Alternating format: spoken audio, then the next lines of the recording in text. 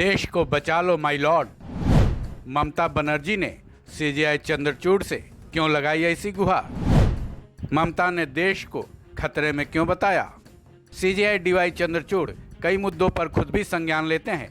मणिपुर हिंसा मामले में जब 2 महिलाओं का वीडियो सामने आया था, तब उन्होंने खुद संज्ञान लेते हुए केंद्र सरकार को कड़ी चेतावनी दे डाली थी, सरकार इस मामले में कुछ करे या फिर हम एक्शन लेंगे।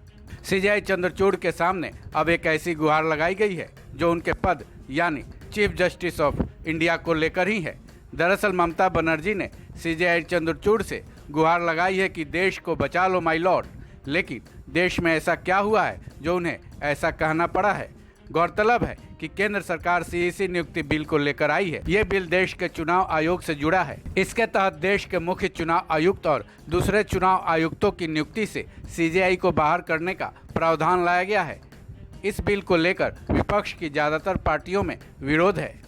इसी कड़ी में वेस्ट बंगाल की सीएम ममता बनर्जी ने भी इस बिल का विरोध किया है। ममता बनर्जी के मुताबिक सीईसी की नियुक्ति वाले पैनल में सीजेआई की नियुक्ति बेहद अहम है। 3 सदस्यों के पैनल में सीजेआई की भूमिका काफ़ी महत्वपूर्ण है। इसके साथ ही ममता बनर्जी ने सीईसी यानी चुनाव आयुक्त की नियुक्ति के पैनल से सीजेआई को हटाकर कैबिनेट मंत्री को लाने का कड़ा विरोध किया है। ममता बनर्जी ने तो यहाँ तक कहा है कि सीजेआई की नियुक्ति को पैनल से बाहर कर देना भारतीय जनता पार्टी की बेचैनी को साफ तौर पर बता रही है।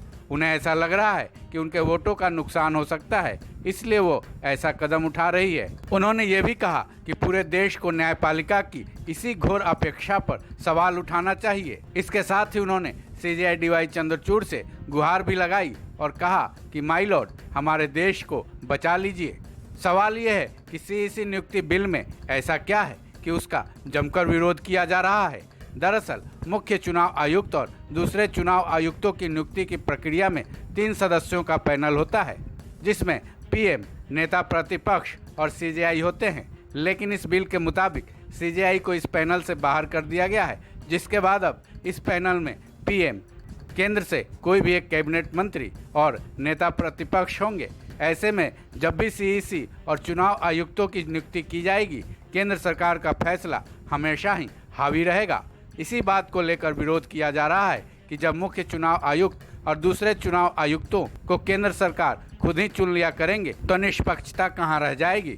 क्या वो इतनी ईमानदारी बरतेंगे कि निष्पक्ष चुनाव आयुक्तों और मुख्य चुनाव आयुक्त की नियुक्ति करेंगे? ये सवाल जितना वाजिब है उतने ही गंभीर भी है। इस खबर में बस इतना ही। बाकी अपडेट्स के लिए जुड़े रहें वन इंडिया हिंदी के साथ।